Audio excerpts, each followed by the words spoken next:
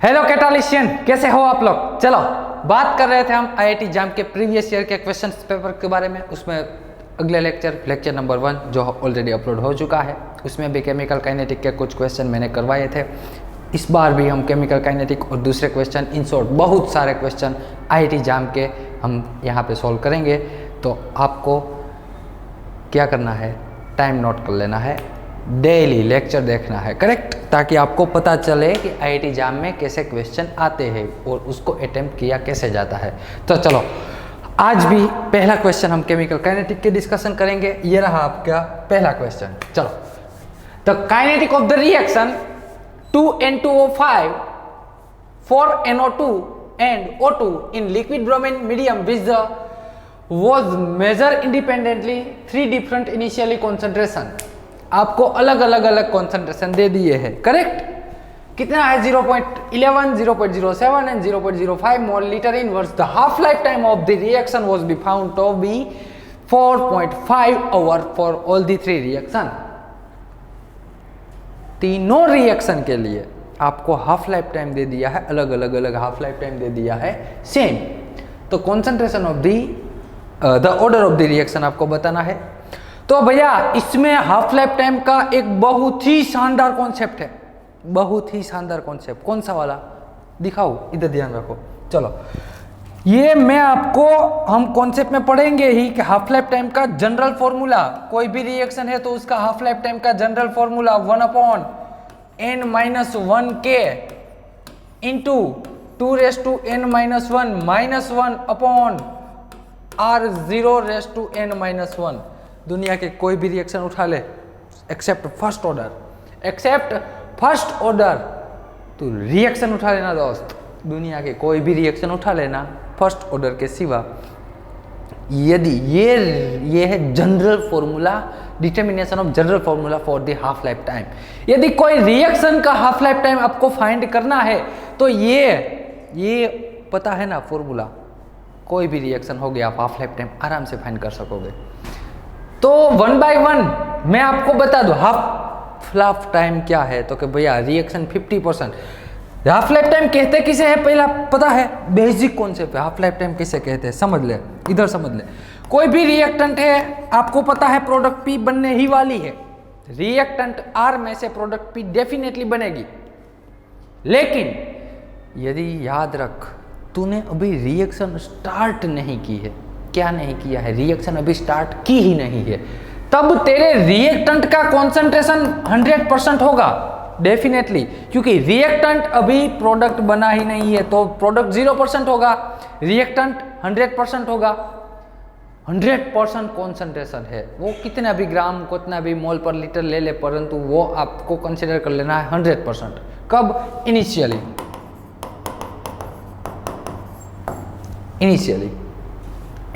100% concentration है, correct. अब ये कौन सा हाफ लाइफ टाइम किसे कहते हैं समझना। हाफ लाइफ टाइम कहते किसे है कि ये कॉन्सेंट्रेशन को तुझे रिड्यूस करना है 50%। और यहां से मान ले 50% कॉन्सेंट्रेशन डिक्रीज हो गया तो क्या होगा, स्वाभाविक सी बात है, प्रोडक्ट बनी होगी कितनी, 50% प्रोडक्ट। इन शॉर्ट ये जो कॉन्सेंट्रेशन है उसे 50% रिड्यूस करने में, 50% जब कॉन्सेंट्रेशन तेरा डिक्रीज हो जाता है वहां तक कितना समय लगता है, टाइम ड्यूरेशन क्या है, रिएक्टेंट के कॉन्सेंट्रेशन को 50% बनाना, 100 to 50% रिएक्टेंट का कॉन्सेंट्रेशन बनाने में जितना समय लगता है उसी को हम कहते हैं half life time of the reaction. क्या बोलते हैं, half life time of the reaction, correct. चल, तो ये है हाफ लाइफ टाइम, समझ रहे हो हाफ लाइफ टाइम की। भैया ये तो हम डायरेक्ट क्वेश्चन कर रहे हैं, इसीलिए मैंने बीच में से डायरेक्ट ये कॉन्सेप्ट करवा दिया, वरना ये सीक्वेंस वाला कॉन्सेप्ट हो। वो हम केमिकल काइनेटिक में जो हम लॉन्ग कोर्स स्टार्ट करेंगे ना, उसमें फुली डिटेल में step by step point wise systematically पढ़ेंगे। वहाँ उसमें आपको ऐसी कोई ज़रूरत नहीं पड़ेगी कि नहीं आएगा कि ऐसा कुछ, ऐसा माइंड में सोचना भी मत कि ये तो डायरेक्ट यहाँ से क्वेश्चन उठा लिया तो कैसे होगा। आपको वो जरूर टेंशन लेने वाली बात है नहीं। हम 1 by 1 सिस्टमेटिकली, टोटली बेसिक से टोटली टू बेसिक आपको इनऑर्गेनिक में शुरुआत करेंगे कि इलेक्ट्रॉन की शोध कहाँ से हुई। इन शॉर्ट 11th की बुक से स्टार्ट करेंगे। 11th की बुक, 12th की बुक, ऑर्गेनिक में भी, फिजिकल में भी। इन शॉर्ट सारा का सारा जो टॉपिक रहेगा ना वो टोटली बेसिक से लेकर टॉप तक जाएंगे हम। कहाँ से कहाँ जाना है दोस्त, हमारा रास्ता कहाँ से होगा। ये बेसिक है ना, यहाँ बेस से लेके टॉप, टॉप यानी कि IIT जाम, IIT जैम, यहाँ से लेकर यहाँ तक की सफ़र हमें करनी है। तो पहले तो हमें बेस तो बनाना पड़ेगा ना। तो हम टोटली बेसिक से ही पूरा कॉन्सेप्ट स्टार्ट करेंगे। उसके लिए आपको कोई टेंशन लेने वाली बात है नहीं। यदि आपको अच्छी सी केमिस्ट्री आती है तो वेल एंड गुड। थोड़ी बहुत प्रॉब्लम आ रही है, बेसिक सभी को पता है 11th 12th का बेस होता है, वो थोड़ा बहुत मिस हो गया ज़्यादा, थोड़ा बहुत हम भूल जाते हैं क्योंकि 1-2-3 साल हो गए हैं। यदि आप अभी TY BSc में हो तो 2-3 साल हो गए हैं, तो 11th 12th का कुछ टॉपिक आप भूल जाते हो। तो वो भी हम यहाँ पहले रिवाइज करेंगे, बाद में हम सारे IIT एग्जाम के कॉन्सेप्ट 1 by 1 पढ़ेंगे। क्लियर? तो आपको उसमें कोई दिक्कत वाली या घबराने वाली बात है नहीं, टोटली बेसिक से हम स्टार्ट करेंगे। तो पहले तो ये समझ लिया हाफ लाइफ टाइम किसे कहते हैं। हाँ भैया, अब हम यहाँ पे बात करने वाले हैं पहले किसके बारे में, तो कि जीरोथ। यहाँ एक काम करते हैं ना, एक काम करते हैं, समझ लेना, T/1/2। अब मैं ये सारी चीज़ को कांस्टेंट ले लेता हूँ। कितनी, तो कि भैया इतनी सारी चीज़ को कांस्टेंट ले लेता हूँ। बचा क्या, सिर्फ R0। तो इन्वर्सली प्रोपोर्शनल टू R0⁻n-1 लिख सकते हैं। हाँ लिख सकते हैं। यहाँ पे मैंने प्रोपोर्शनल लिख दिया है। तो half life time is inversely proportional to the initially concentration of the reactant. समझ रहे हो मेरी बात, यस और नो? चल, ये कॉन्सेप्ट उठा के हम बढ़ते हैं आगे। कहाँ पे, तो कि भैया समझ ले मैं यहाँ बात करना जा रहा हूँ कौन सी, तो कि पहले तो मैं यहाँ n की वैल्यू क्या है, ऑर्डर ऑफ रिएक्शन है। क्या है, ऑर्डर ऑफ रिएक्शन। देखना ये फॉर्मूले से कैसे क्वेश्चन सॉल्व होता है पता भी नहीं चलेगा। लॉजिकल क्वेश्चन है, कुछ भी कैलकुलेशन नहीं करने की जरूरत तुझे ना भाई, कुछ भी मैथमेटिकल कैलकुलेशन की जरूरत ही नहीं है, सिर्फ लॉजिक लगाना है, आराम से क्वेश्चन सॉल्व हो जाएगा। जीरोथ ऑर्डर रिएक्शन, n की वैल्यू यहाँ पे 0 रख दे दोस्त। तो T/1/2 inversely proportional to R0⁻n-1 यानी कि 0-1 लिख सकते हैं। तो अरे ये फॉर्मूले में n की वैल्यू 0 रख दे, तो 0-1, यस और नो? यस। तो T/1/2 half life time is equal to R0⁻1 लिखना पड़ेगा। हाँ, R0⁻1 1/x जैसा आया, देख 1/x⁻1। ये x⁻1 है ना, उठा के ले जा ऊपर। यदि इसको तूने उठा के ऊपर ले गया तो x⁻पावर क्या हो जाती है, +1। हाँ भैया, ऊपर है नीचे ले जाते हो, ऊपर वाली टर्म को यदि नीचे ले जाते हो तो पावर में चेंज आता है, प्लस हो तो नेगेटिव, नेगेटिव हो तो पॉजिटिव। इन शॉर्ट यहाँ पे मैं लिख सकता हूँ क्या, यदि R0 को मैं ऊपर ले गया तो मुझे कुछ ऐसा मिलेगा, पावर हो गई पॉजिटिव। इसका मतलब क्या, तू पढ़ क्या सकता है कि half life time is directly proportional to the initially. R0 क्या है, इनिशियली कॉन्सेंट्रेशन है, रिएक्टेंट की शुरुआत की कॉन्सेंट्रेशन है। तो initially concentration of reactant is directly proportional to the half life time for this zero order reaction. यानी कि जीरो ऑर्डर रिएक्शन है ना दोस्त, क्या है ये, जीरो ऑर्डर रिएक्शन। बात किसकी कर रहे हैं, जीरो की ना, ये जीरो ऑर्डर रिएक्शन की बात कर रहे हैं। तो यहाँ पे हम कह सकते हैं कि जीरो ऑर्डर रिएक्शन है ना, उसकी हाफ लाइफ टाइम कॉन्सेंट्रेशन के डायरेक्टली प्रोपोर्शनल में है। इसका मतलब साफ साफ क्या हुआ कि यदि इनिशियली कॉन्सेंट्रेशन बढ़ा, कौन सी ऑर्डर में, जीरो ऑर्डर की रिएक्शन है, मान ले दुनिया की कोई एक ऐसी रिएक्शन है जो जीरो ऑर्डर फॉलो करती है, तो जीरो ऑर्डर की रिएक्शन में यदि कॉन्सेंट्रेशन बढ़ा तो हाफ लाइफ टाइम इंक्रीज होगी, कॉन्सेंट्रेशन डिक्रीज हुआ तो हाफ लाइफ टाइम डिक्रीज हो जाएगी। स्वाभाविक सी बात है ना, R0 के डायरेक्टली प्रोपोर्शनल में है, दोनों का रिलेशन डायरेक्टली है। तो यदि एक इंक्रीज हुआ तो दूसरा भी इंक्रीज कर जाएगा, पहला इंक्रीज हुआ दूसरा इंक्रीज, दूसरा इंक्रीज हुआ पहला इंक्रीज, पहला डिक्रीज हुआ दूसरा ऑटोमेटिकली डिक्रीज हो जाएगा। इसका मतलब क्या है, इसका मतलब साफ साफ ये है दोस्त कि यदि तेरा कॉन्सेंट्रेशन डिक्रीज हो जाता है ना, तो हाफ लाइफ टाइम डिक्रीज हो जाएगा। कॉन्सेंट्रेशन यदि तेरा डिक्रीज हो जाता है ना, तो तेरा हाफ लाइफ टाइम क्या हो जाएगा, डिक्रीज हो जाएगा। समझ रहे हैं मेरी बात? कॉन्सेंट्रेशन डिक्रीज होता है तो हाफ लाइफ टाइम भी क्या होता है, डिक्रीज। किसमें? जीरो ऑर्डर में। यहां देख, अब क्वेश्चन में आ जा।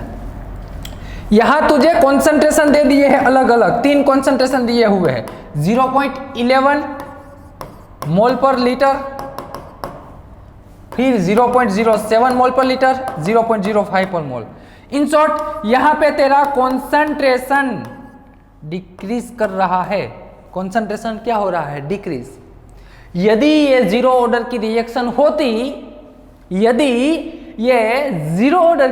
होती, तो यहां तेरा हाफ लाइफ टाइम भी डिक्रीज करना चाहिए। लेकिन इन्होंने यहां पे साफ साफ बता दिया है कि तीनों रिएक्शन के लिए हाफ लाइफ टाइम सेम है, समान है, एक ही है। सभी रिएक्शन के लिए हाफ लाइफ टाइम क्या है, सेम है। यानी कि यदि इसको बोलते हैं एक हाफ लाइफ टाइम T1, तो ये है दूसरी हाफ लाइफ टाइम T2, तो यहाँ पे भी 4.5 ओवर लगते हैं, यहाँ पे भी 4.5 ओवर लगते हैं। इसका मतलब यदि मान ले भैया, लॉजिकल बता रहा हूँ कि यदि ये जीरो ऑर्डर रिएक्शन होती तो कॉन्सेंट्रेशन जैसे डिक्रीज करेगा ना, वैसे हाफ लाइफ टाइम डिक्रीज करनी चाहिए। लेकिन यहां सिर्फ कॉन्सेंट्रेशन डिक्रीज हो रहा है, हाफ लाइफ टाइम डिक्रीज हो रहा नहीं है। इसका मतलब ये जीरो ऑर्डर रिएक्शन नहीं है, तो तेरा पहला आंसर गलत, ये ए तो नहीं आएगा। चल ए को मार दे क्रॉस, आजा फर्स्ट ऑर्डर में। किस में भैया? First order. रख दे ये फॉर्मूले में। ये लिखना हो तो लिख लीजिएगा दोस्त, चल वीडियो स्टॉप करके ये लिखना हो तो लिख लीजिएगा। मान ले फर्स्ट ऑर्डर की मैं बात करूं, किसकी भैया? फर्स्ट ऑर्डर के बारे में। तो यहाँ पे T of 1 divided by 2 inversely proportional to R0, n की वैल्यू में रख देता हूँ 1, तो 1 माइनस 1 हो जाएगा। तो T of 1 divided by 2 is equal to 1/0, अरे सॉरी R रेस टू 0 हो जाएगा। R0 रेस टू 1 माइनस 1 क्या होगा? 0। n की वैल्यू मैंने रख दी। क्या किया भैया? सिर्फ n की वैल्यू रख दी ना।